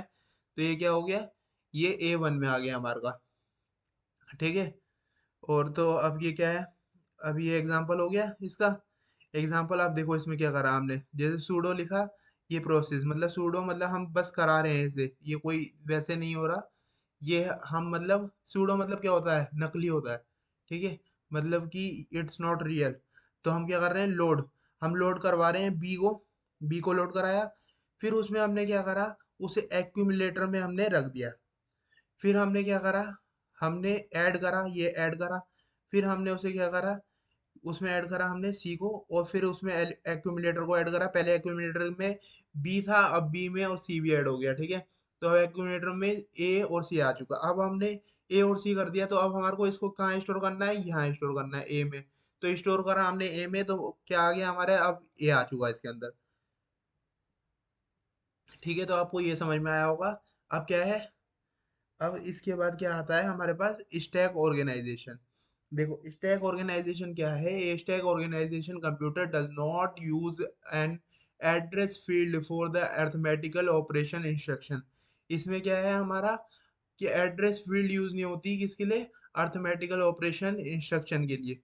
मतलब इसमें अभी हम एड्रेस की बात कर रहे थे ना, इसमें भी एड्रेस कर रहे थे आउटपुट का, और फिर हमारा ये A1 किसका था, हमारा ऑपरेंड का। ठीक है, और इस वाले में हम बात कर रहे थे कि इसमें एड्रेस ऑफ ऑपरेंड, ऑपरेंड का एड्रेस स्टोर करने के लिए। ठीक है, इस वाले में हमने बात करी किसका, एक वो एड्रेस ऑफ आउटपुट का, एड्रेस ऑफ ऑपरेंड का, जो कि हमारे को यूज करना है उसके लिए। मगर इस वाले में जो है हमारा क्या है, किसका नहीं है एड्रेस, किसी भी फील्ड का एड्रेस क्या है हमारा, नहीं होता।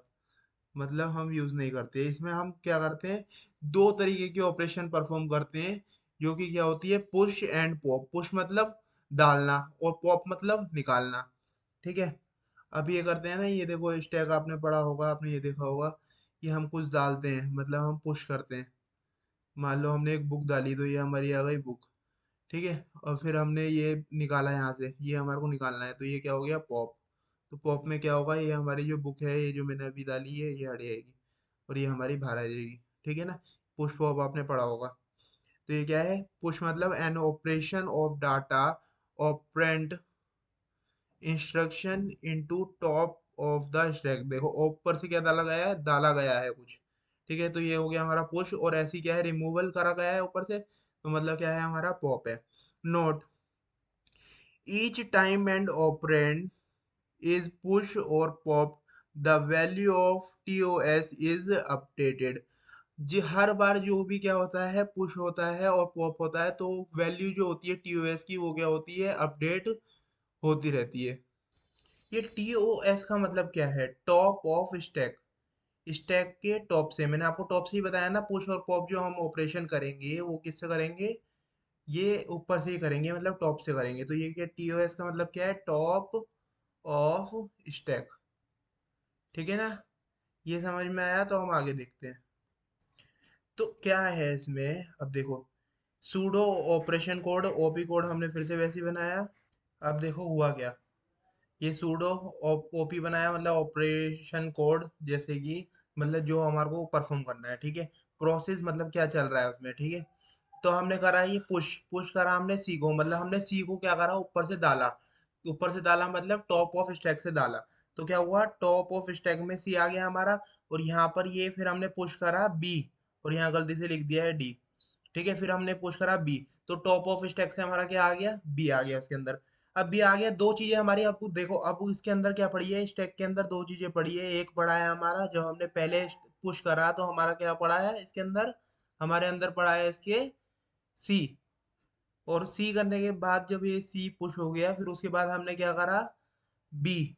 तो अब इसके अंदर क्या आ चुकी, दो चीजें आ चुकी, सी एंड बी। उसके बाद हमने एक ऑपरेशन लगाया, ऐड। ऐड लगाया तो इसके बगल में ऐड और आ गया। फिर हमने क्या करा, टॉप ऑफ स्टैक से ऐड को भेजा, और ऐड को भेजा तो इसने दोनों को क्या कर दिया, ऐड कर दिया। तो अब ये काम हुआ हमारा इसके अंदर, समझ में आया आपको, क्या हुआ इसमें हमारा, कि हमने एक एक करके भेजा। क्या भेजा, कि क्या करना है हमारे को, पहले हमारे को क्या करा ये, कि पहले हमने पुश करा सी को, फिर हमने पुश करा बी को, तो टॉप ऑफ स्टैक से दोनों चीजें भेजी, और फिर हमने क्या करा, ऐड ऑपरेशन करा, दोनों ऐड हो गए। ठीक है, तो ये आपको समझ में आया होगा। अब आप देख लेते हैं एक बार हमने क्या क्या देखा है इनमें, तीनों चीजें देख लेते हैं एक बार। तो हमने सीपीयू ऑर्गेनाइजेशन के बारे में देखा। सीपीयू ऑर्गेनाइजेशन से हम क्या समझते हैं कि मतलब जो हमारा साइज है, वो साइज कितना है, इंस्ट्रक्शन का साइज कितना है, ठीक है। इससे हम ये समझते हैं। तो सबसे पहले हमारा आता है क्या, ये हटा देता हूँ मैं अभी, थोड़ा तरीके से लिखते हैं तो ज़्यादा बेटर रहेगा। ये देखो, ऐसे कि ये तीन टाइप की होती है, फर्स्ट और ये सेकंड और ये हमारी third. Single accumulator, single accumulator, ठीक है।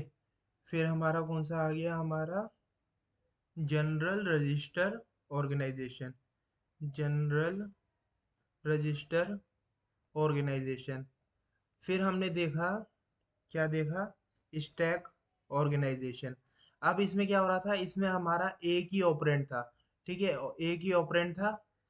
और क्या था हमारा, यहाँ पर ऑपरेशन कोड, मतलब कि हमारे को जो ओपी कोड, मतलब जो हमारे को क्या ऑपरेशन परफॉर्म करानी है वो। और यहाँ जो ऑपरेशन परफॉर्म करानी है, जो ऑपरेंड है, मतलब एड्रेस ऑफ ऑपरेंड, ये देखा हमने, ठीक है, कि यहाँ पर ये होता है। अब इस वाले में क्या होती है, इस वाले में हमारा जो साइज है, इंस्ट्रक्शन का साइज है, वो बढ़ जाता है। तो देखो मैंने बताया ना, सीपीयू किसके ऊपर, ये सीपीयू ऑर्गेनाइजेशन किसके साइज के ऊपर डिपेंड करता है, मतलब कि साइज कितना है इसका। देखो इसका साइज कम है, अब इंस्ट्रक्शन का साइज बढ़ गया, तो ये कितना है, A0, ये है हमारा A1, और ये क्या है हमारा ओपी कोड, वही मतलब operation code, operation to be perform, इसका ये हो गया मतलब, ठीक है। अब ये A0 मतलब आउटपुट का एड्रेस, ठीक है। A0 क्या हो गया, एड्रेस ऑफ आउटपुट, और A1 क्या हो गया हमारा, address of operand, operand to be use, जो हमारी ऑपरेंड यूज होने वाली है उसका एड्रेस स्टोर करता है यहाँ, ठीक है। अब ये क्या है, स्टैक ऑर्गेनाइजेशन। स्टैक ऑर्गेनाइजेशन में मैंने आपको दो चीज बता दी, पुश और पॉप। पुश मतलब डालना, और पॉप मतलब निकालना। जब हमारे को डालना होगा, अब हमने क्या करा, मैंने आपको बताया, हमने डाला बी, और हमने क्या करा, TOS मतलब टॉप ऑफ स्टैक, स्टैक से बी डाला, और फिर हमने टॉप ऑफ स्टैक से क्या डाला, क्या डाला, सी डाला। तो ये दो चीजें इसके अंदर आ गई। फिर हमने क्या करा, TOS का क्या करा हमने, उसमें बता दिया कि हमारे को ऐड करवाना है, ऐड लिख दिया, तो उसमें क्या हो गया हमारा, ये परफॉर्म हो गया एडिशन। तो हमारा हुआ क्या, कि हमारा एडिशन हो गया। और ऐसे ही हमने इसमें क्या करा था, पहले हमने लोड करवाया था किसको, जैसे हमारी क्या था, A = B + C था, तो हमने पहले B को लोड करवाया था, और फिर वो एक्यूमुलेटर में क्या हुआ था हमारा, एक्यूमुलेटर में हमारा जो B है वो स्टोर हो गया था, ठीक है। और फिर हमने क्या करा था, फिर लोड के बाद हमने करा था ऐड, कि उसके बाद हमारे को ऐड दिख रहा है, तो हमने ऐड करा कैसे, सी को। तो हमारा एक्यूमुलेटर में क्या आ गया, एक्यूमुलेटर में हमारा आ गया था, ये एक एरो दे गया, ये एक्यूमुलेटर में हमारा आ गया था, एक्यूमुलेटर मतलब एक्यूमुलेटर में पहले से बी था, और प्लस हो गया था हमारा एम, और ये सी। एम किस लिए यूज हो रहा है, मेमोरी, ठीक है। और फिर ये क्या है हमारा, फिर हमने स्टोर करवाया किसे, स्टोर करवाया हमने ए को। तो क्या हो गया हमारा, M of A, ठीक है। ए में क्या हो गया हमारा, एक्यूमुलेटर क्या हो गया, स्टोर हो गया, जो एक्यूमुलेटर के अंदर है B + C, तो ये पूरा क्या हो गया, ए के अंदर स्टोर हो गया, ठीक है। तो ये काम हमारा इसमें हुआ था, किसमें, ये कहते हैं जनरल, जनरल रजिस्टर ऑर्गेनाइजेशन में, ठीक है। और इस वाले में क्या हुआ, ये भी आपको समझ में आया, स्टैक ऑर्गेनाइजेशन में पुश और पॉप दो ऑपरेशन हुए, ठीक है गाइस। तो आई होप कि आपको ये समझ में आया होगा। तो समझ में आया तो हम आगे चलते हैं, और ये हमारा लास्ट टॉपिक है। फिर इसके बाद हम चैप्टर को फिनिश करेंगे, मतलब पूरा हो जाएगा हमारा चैप्टर। तो अब हमारे को देखना है कंप्यूटर आर्किटेक्चर और कंप्यूटर ऑर्गेनाइजेशन में डिफरेंस क्या है। इस डेफिनेशन से आने से पहले हम क्या करते हैं, पहले हम अलग से समझ लेते हैं। देखो मैंने ये ले लिया, अब मैं ले रहा हूँ कंप्यूटर आर्किटेक्चर और कंप्यूटर, कंप्यूटर ऑर्गेनाइजेशन, ठीक है। इसमें हम वैसे ही डिफरेंस समझते हैं। देखो कंप्यूटर आर्किटेक्चर, कंप्यूटर आर्किटेक्चर क्या है, कंप्यूटर आर्किटेक्चर में हम देखते हैं व्हाट, और कंप्यूटर ऑर्गेनाइजेशन में देखते हैं हाउ। मतलब क्या करना है, वो क्या बताता है, कंप्यूटर आर्किटेक्चर कंप्यूटर में हमें क्या करना है, और कंप्यूटर ऑर्गेनाइजेशन मतलब कैसे करना है, कैसे कैसे मतलब कैसे हमारे को किसी काम को करना है, वो हमारे को क्या बताता है, ऑर्गेनाइजेशन। और आर्किटेक्चर मतलब क्या करना है। अब जो बिल्डिंग बनाने वाला आर्किटेक्चर होता है वही तो बताता है, कहता है क्या करना है, वो पूछता है कि क्या क्या चीजें की रिक्वायरमेंट है, कि हमारे को बिल्डिंग तैयार करनी है तो उसमें क्या करना है, क्या मतलब उसका पर्पस क्या है, और कैसे करना है, ऑर्गेनाइज करना मतलब कि हमारे को जो बिल्डिंग बन करके तैयार हो चुकी है हमारे को उसमें पेंट करना है, और क्या करना है हमारे को, उसको फिनिशिंग करनी है, सारा काम किस में आ गया, हमारा ऑर्गेनाइजेशन में आ गया। और क्या करना है मतलब कि हमारे को कैसे उसे डेवलप कैसे करना है, मतलब फर्स्ट पॉइंट तो हमारा आता है आर्किटेक्चर, मतलब कैसे क्या करना है हमें। ठीक है, मतलब कि हमारे को क्या मतलब करना क्या है, एग्जैक्टली हमें करना क्या है वो क्या बताता है हमारे को आर्किटेक्चर, और कैसे करना है वो हमारे को बताता है क्या, ऑर्गेनाइजेशन। तो ये दो डिफरेंस आपको एक ये समझ में आया होगा। अब फंक्शनल मतलब क्या हो गया, फंक्शनल मतलब ये देखो इसमें फंक्शनल, और हमारा दूसरा क्या है, फंक्शनल बिहेवियर, और दूसरा हमारा इसमें होता है स्ट्रक्चर्ड, स्ट्रक्चरल रिलेशनशिप। ठीक है, इसमें स्ट्रक्चर्ड रिलेशनशिप होती है। स्ट्रक्चर्ड मतलब कि जैसे कि हमारा क्या हो गया, अब देखो मैं रियल लाइफ एग्जांपल से बताता हूँ। जैसे स्ट्रक्चर आपकी बॉडी है, जो आपका स्ट्रक्चर है बॉडी का, आपको इसे अच्छा बनाना है तो आपको क्या करना पड़ेगा, आपको किसके पास जाना पड़ेगा, आपको जिम जाना पड़ेगा। जिम जाना पड़ेगा तो जिम जा करके आप क्या करेंगे, अपने स्ट्रक्चर को अच्छा बनाएंगे। तो कैसे, कैसे में आ गया कि कैसे करेंगे, तो कैसे करेंगे, आपको जिम जाना पड़ेगा। और फंक्शनल मतलब आपको अपना बॉडी का जो फंक्शन है उसको करना है तो आपको कहाँ जाना पड़ेगा, फंक्शन में कोई दिक्कत है तो आपको डॉक्टर के पास जाना पड़ेगा। ठीक है, तो ये आपको समझ में आया। तो ये समझ में आया तो हम आगे देखते हैं थर्ड पॉइंट। थर्ड पॉइंट क्या है, अब ये आता है हमारे पास थर्ड पॉइंट क्या है, designing, designing of computer. Computer को डिजाइन करना है तो सबसे पहले आप बताओ कहाँ पर जाएंगे, हम आर्किटेक्चर के पास जाएंगे या ऑर्गेनाइजेशन में जाएंगे, कहाँ जाएंगे। जब हमारे को यही नहीं पता होगा क्या करना है तो हम कैसे क्या क्या देखेंगे, हम क्या, सबसे पहले तो ये देखना पड़ेगा करना क्या है, तो हमारे को डिजाइनिंग ऑफ कंप्यूटर क्या करना पड़ेगा फर्स्ट। फिर उसके बाद किस में आएंगे हम, डिजाइनिंग ऑफ कंप्यूटर क्या, सेकंड। सेकंड बारी में आएंगे हम इसमें कि कैसे करना है, पहले हमारे को पता चले क्या करना है उसके बाद ही तो हम क्या आएंगे कि कैसे करना है। वो तभी तो देखेंगे हम जब हमारे को पता होगा क्या करना है, उसके बाद हम देखेंगे ना कि कैसे करना है। अब हमारे को यही नहीं पता कि बिल्डिंग बनानी है या स्कूल बनाना है, तो कैसे बनाना है, तो फिर उसका मैटर ही क्या रह जाएगा, जो कैसे तो हम ये देखेंगे ना जब हमारे को पता होगा कि हमारे को करना क्या है, जब आएंगे ना हम कैसे में। तो अब देखो आपको इससे क्या लगा, आपको एक बेसिक आइडिया लग गया कि कहते हैं क्या है कंप्यूटर आर्किटेक्चर, मतलब क्या करना है, क्या करना है, और कैसे करना है कंप्यूटर ऑर्गेनाइजेशन। ठीक है, कंप्यूटर आर्किटेक्चर मतलब क्या, मतलब फंक्शनिंग बिहेवियर, फंक्शनल बिहेवियर क्या है, और ये क्या है हमारा स्ट्रक्चर्ड रिलेशनशिप। ठीक है, तो इसमें क्या है, डिजाइनिंग जो होती है हमारी पहला काम होता है, फिर उसके बाद हमारा दूसरा काम होता है ऑर्गेनाइजेशन। ठीक है, ये दोनों चीज समझ में आई। अब आते हैं हम इसकी डेफिनेशन पे, तो अब आपको ज्यादा क्लियर होगी, इसलिए मैंने पहले आपको एक बार बेसिक में बता दिया। देखो जो चीज हमने देखी थी वही अब यहाँ पर आ गई, क्या आ गई, it is a functional description of requirement and design implementation और the barrier component of the computers. It is with the functional behaviour, देखो फंक्शनल बिहेवियर आ गया ना, of the computer system, it comes before the computer organisation while designing a computer. देखो यही लिखा हुआ है कि ये क्या कंप्यूटर ऑर्गेनाइजेशन से क्या आता है, पहले आता है डिजाइनिंग टाइम पे, देखो ये लिखा हुआ है डिजाइनिंग ऑफ कंप्यूटर। और क्या है, ये फंक्शनल बिहेवियर दिखाता है।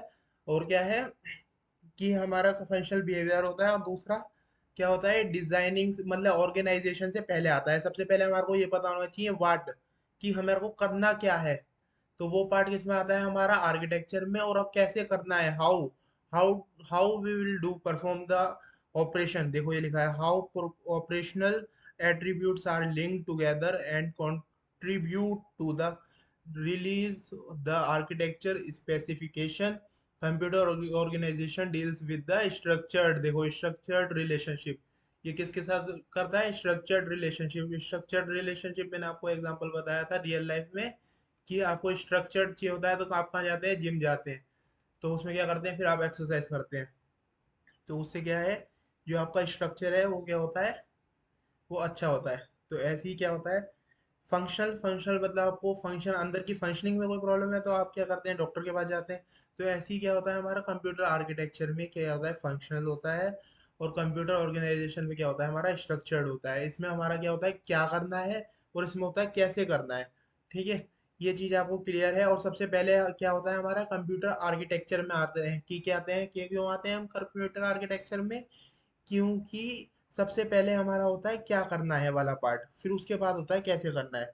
तो ये लिखा हुआ है इसमें भी कि कंप्यूटर ऑर्गेनाइजेशन वाला जो पार्ट है वो बाद में आता है, उससे पहले हमारा कंप्यूटर ऑर्गेनाइज वो आर्किटेक्चर वाला होता है, ऐसे ही इसमें भी लिखा हुआ है। ठीक है गाइस, तो आप इसे अब एक बार रीड आउट कर सकते हैं और समझ सकते हैं। अब ये क्या है, अब एक बार डिफरेंस और देख लेते हैं इसके, फिर हमारे को क्लियरिटी हो जाएगी और यहीं पर ही हम अपने चैप्टर को एंड करेंगे। अब देखो फर्स्ट पॉइंट क्या लिखा हुआ है, फर्स्ट पॉइंट लिखा है the computer architecture is concerned with the way hardware components are connected together to form a computer system. अब कंप्यूटर सिस्टम को फॉर्म करने के लिए कुछ भी हमारे को काम कराना है तो हम क्या करते हैं, सारे जो भी हार्डवेयर है, मतलब कि हमारा कीबोर्ड हो गया, माउस हो गया, इन सबको क्या करते हैं, एक साथ कनेक्ट करते हैं और अपने काम को स्टार्ट करते हैं।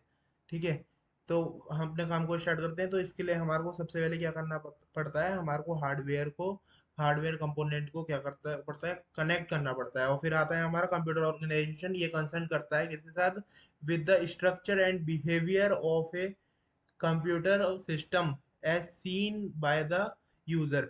मतलब जो हम क्या करते हैं, काम करते हैं, तो वो क्या होता है, एक स्ट्रक्चर्ड वे में होता है। और क्या होता है उसका, क्या कंप्यूटर सिस्टम क्या करता है उसका, क्या करता है, एक हमारा पर्टिकुलर काम करके देता है।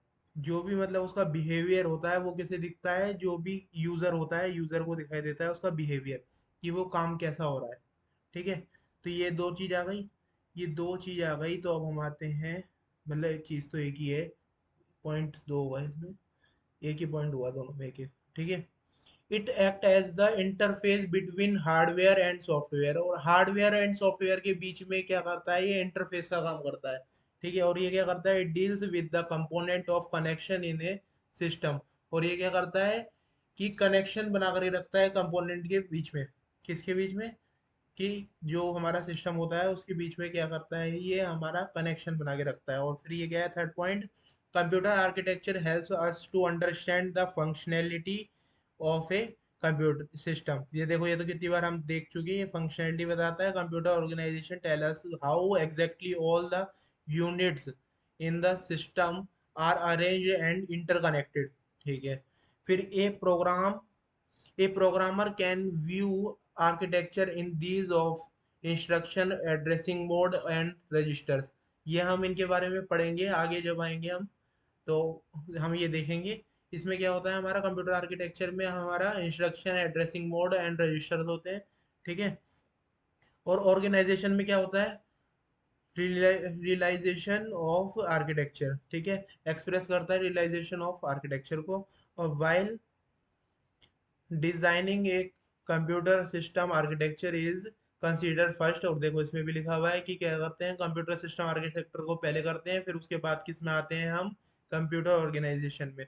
ठीक है, computer architecture deals with high level design issue. और कंप्यूटर आर्किटेक्चर जो होता है वो क्या होता है, हमारा हाई लेवल डिजाइन इशू के साथ होता है। और जो हमारा ऑर्गेनाइजेशन है वो क्या होता है, हमारा लो लेवल और लो लेवल पे। ठीक है, और आर्किटेक्चर में क्या क्या चीजें आती है, इंस्ट्रक्शन सेट आता है, एड्रेसिंग मोड आता है, डाटा टाइप्स, कैशे ऑप्टिमाइजेशन।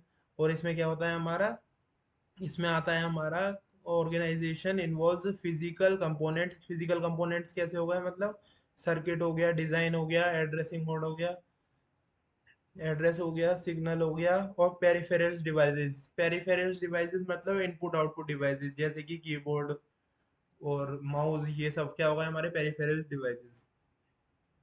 ठीक है गाइस, तो आई होप कि आपको ये समझ में आया होगा जितना भी मैंने इस चैप्टर में बताया। ठीक है, तो अब इसमें हम बहुत सारी चीज़ें पढ़ चुके हैं। हम क्या क्या पढ़ चुके हैं, एक बार ओवरव्यू देख लेते हैं जल्दी जल्दी।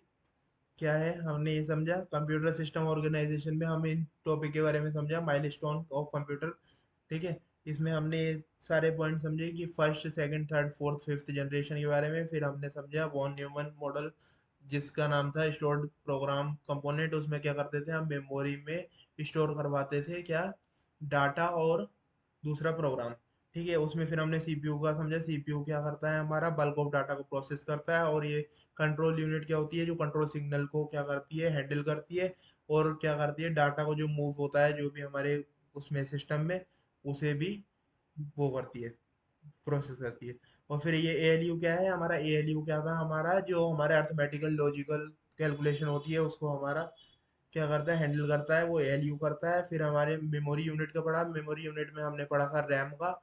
ठीक है, फिर हमने पढ़ा सिस्टम बस का। सिस्टम बस मैंने आपको बताया था कि कहते हैं जो भी डाटा को ट्रांसफर होता है, या एड्रेस का होता है, या कुछ भी होता है, तो उसके लिए हमारे को सिस्टम के अंदर क्या करना पड़ता है, एक जगह से दूसरी जगह इंस्ट्रक्शन को भेजने के लिए। तो क्या ऐसे तो होगा नहीं, क्योंकि उसके अंदर कोई वाईफाई नहीं लगा हुआ, तो हम क्या करते हैं, हम यूज करते हैं किसका, सिस्टम बस का, जिसके थ्रू हमारा जो होता है इंस्ट्रक्शन एक जगह से दूसरी जगह चल जाती है। फिर हमने सीपीयू ऑर्गेनाइजेशन के बारे में पढ़ा, उसमें पढ़ा हमने single accumulator, general purpose accumulator. Single accumulator में क्या था, हमारा एक ही ऑपरेंड यूज हो रहा था। इसमें क्या हो रहा था, दो तीन चार हमारे, दो भी कर सकते हैं, तीन भी कर सकते हैं, चार भी कर सकते हैं। जिसमें हमारा ए जीरो था, मतलब क्या था, एड्रेस ऑफ आउटपुट, और ए वन क्या था, एड्रेस ऑफ ऑपरेंड। ठीक है, और फिर हमने इसमें देखा स्टैक। स्टैक में हमने दो चीज देखी थी, पुश एंड पॉप। पुश मतलब डालना, और पॉप मतलब निकालना। पुश मतलब हमने टी ओ एस देखा था, टी ओ एस मतलब हमने देखा था top of, top of stack, मतलब हम स्टैक में ऊपर से कैसे डालते हैं, हमने ये देखा था। फिर हमने देखा कंप्यूटर आर्किटेक्चर और ऑर्गेनाइजेशन में डिफरेंट। आर्किटेक्चर मतलब वाट, कि कैसे बनाना है, और क्या मतलब क्या बनाना है, वाट मतलब क्या बनाना है, और कैसे बनाना है मतलब हाउ। ठीक है, मतलब ऑर्गेनाइजेशन में आता है ये हाउ। तो इसमें हमने देखा ये क्या होता है, हमारा फंक्शनल होता है, और ये क्या होता है, हमारा स्ट्रक्चर्ड होता है। ठीक है, और ये सबसे पहले हमारा ये काम होता है, आर्किटेक्चर सबसे पहले करता है, फिर उसके बाद हमारा आते हैं ऑर्गेनाइजेशन पे सेकंड टाइम पे। ठीक है, तो हमने इस चैप्टर में ये सब समझा। आई होप कि आपको सारा कुछ समझ में आया होगा। मैंने बहुत अच्छे से आपको समझाया है, बिल्कुल डेप्थ में समझाया। और अभी भी आपको कुछ समझ नहीं आया, तो आप मेरे को व्हाट्सएप कर सकते हैं, 9654808198। इसमें व्हाट्सएप करके पूछ सकते हैं, या फिर आप मेरे को मेल कर सकते हैं, gchirag538@gmail.com। ठीक है गाइज, और ये वीडियो आपको अच्छी लगी हो तो वीडियो को लाइक करें, चैनल को सब्सक्राइब करें, और अपने फ्रेंड्स के साथ शेयर करें। Thank you for watching, have a nice day.